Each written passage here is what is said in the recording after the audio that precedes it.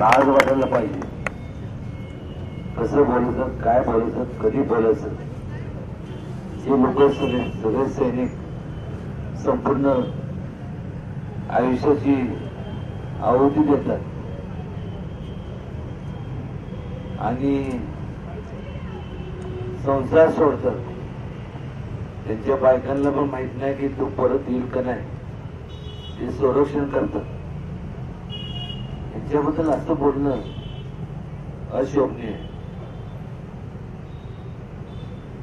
खरंच काय बोलत, विचारायचं असेल तर यांना विचारा. बिचाऱ्या संपूर्ण वाट बघत बसत, येईल का नाही त्याची खात्री नाही. आणि अशा याच्यात काय बोलत, मला तर माझ्या तर बुद्धीच्या पलीकडे, त्याला तर शपथ सांगतो,